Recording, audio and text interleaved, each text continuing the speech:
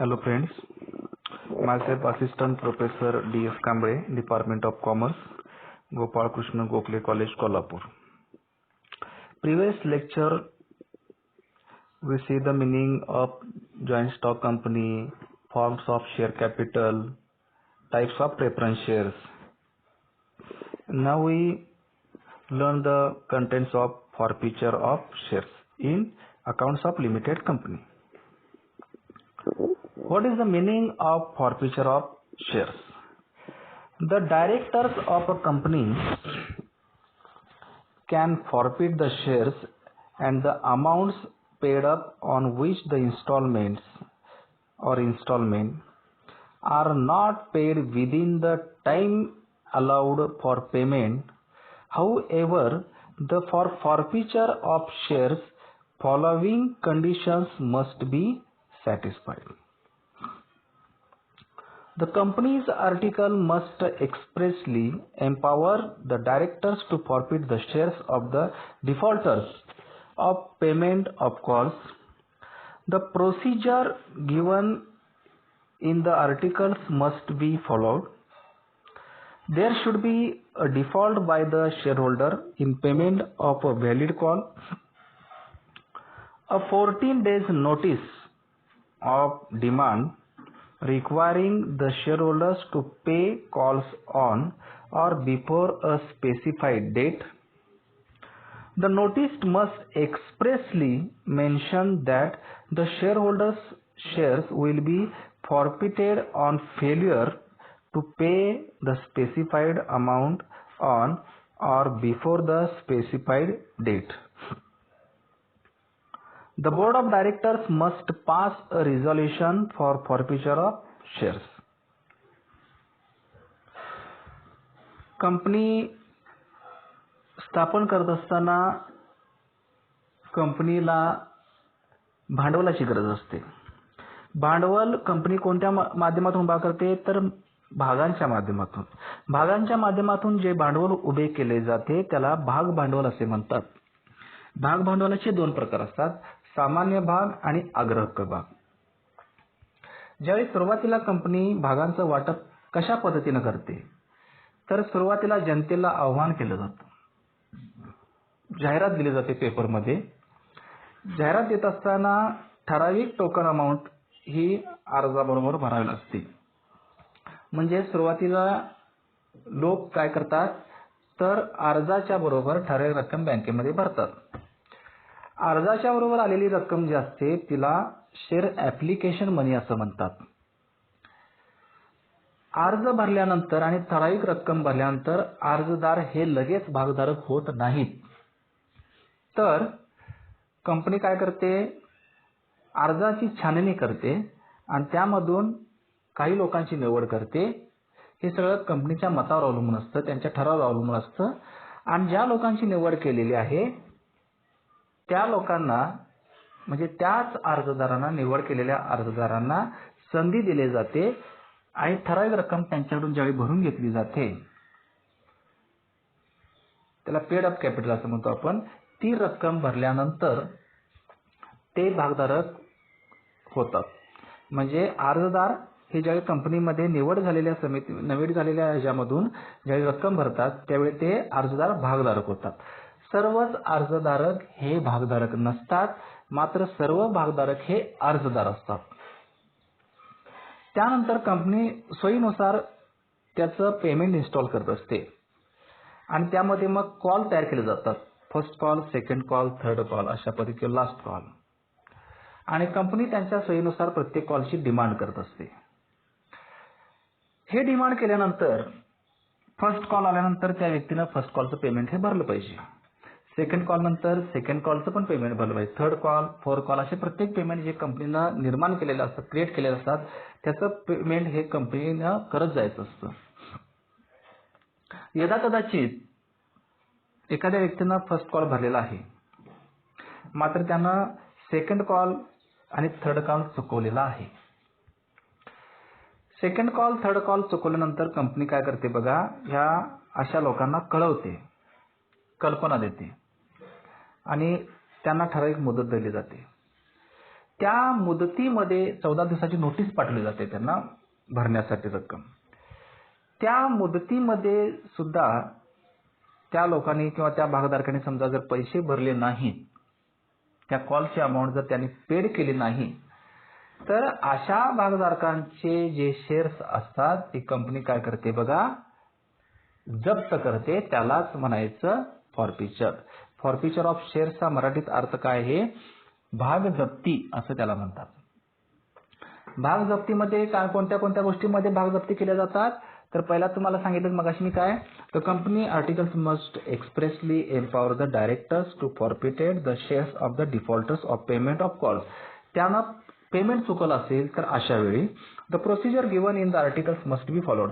आणि कंपनीच्या घटनापत्रकामध्ये हे सगळ्या गोष्टी ठरलेल्या असतात, कशा पद्धतीनं भाग जप्त करावे लागतात किंवा कशा पद्धतीची ती पद्धत असते.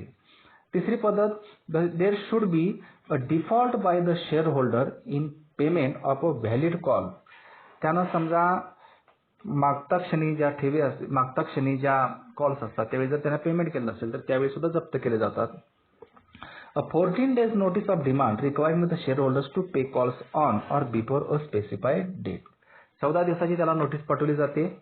The notice must be expressly mentioned the shareholder shares will be forfeited on failure to pay the specified amount or on or before the specified date.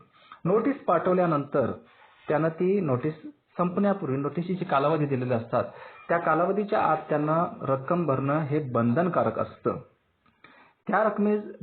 त्या मुदतीत जर त्यांना रक्कम भरली नाही तरीही ते शेअर्स जप्त केले जातात. The board of directors must pass a resolution for forfeiture of shares.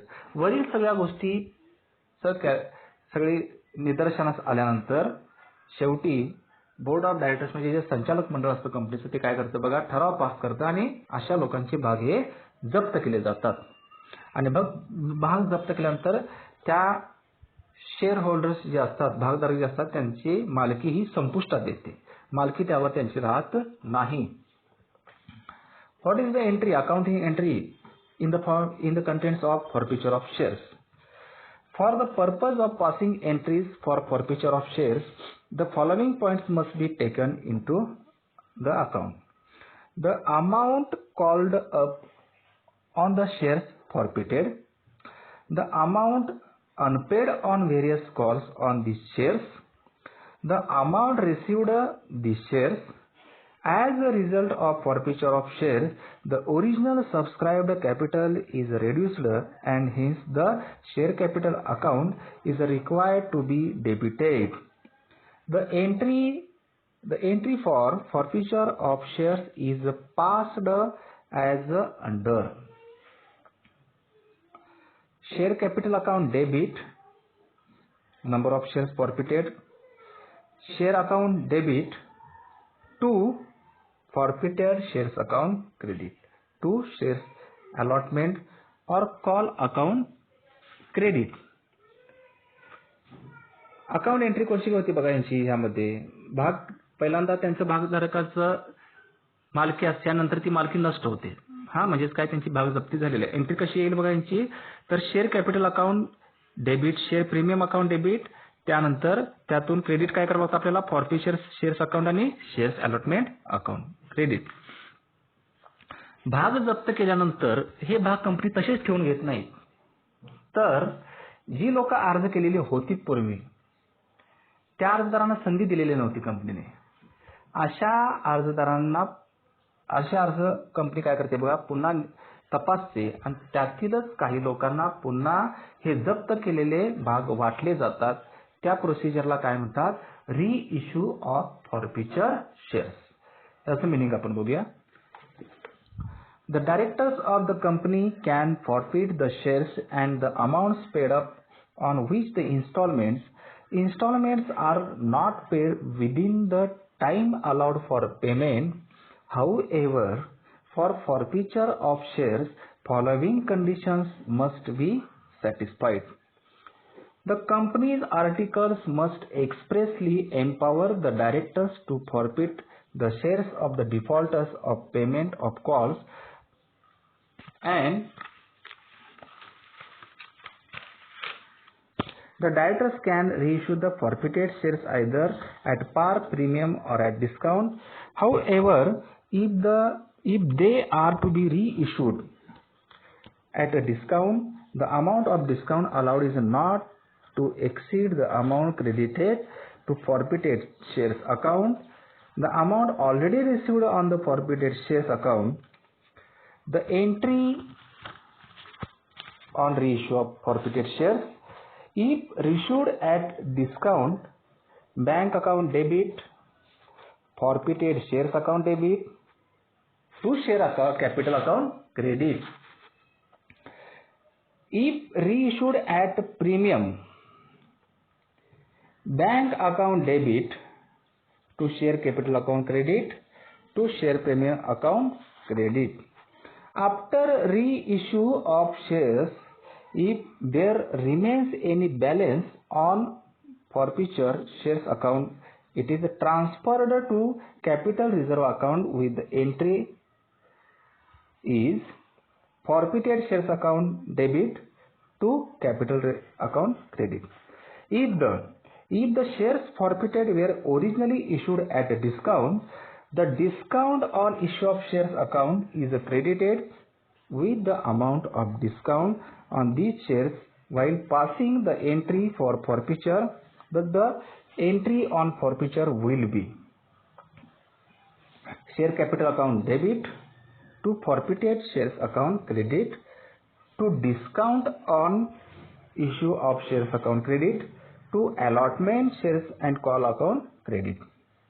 On the reissue of these shares, discount on issue of shares account is again debited with the amount of original discount, and only additional discount allowed on reissue is made good from forfeited shares account. So the entry is bank account debit, discount on issue of shares account debit, forfeited shares account debit, to share capital account credit. However, if the forfeited shares are reissued at par, the questions of debiting discount on issue of shares account does not arise. The entry on reissue will be bank account debit to share capital account credit. भाग जप्ती केलेले आहेत, त्या भाग जप्ती केलेल्या शेअर्सचं पुनर्वाटप केलं जातं, ज्याला रिइश्यू असं म्हणतात. ते देत असताना मग काही वेळा डिस्काउंट दिलं जातं, काही वेळा प्रीमियमच्या भागाने दिलं जातं आणि काही वेळा ॲट पार म्हणजे आहे त्या किमतीमधून दिलं जातं. आणि ह्या तिन्हीमध्ये त्याच्या जनरल एंट्र्या कशा कशा येतात ते आपण आता पाहिलेलं आहे. थँक्यू.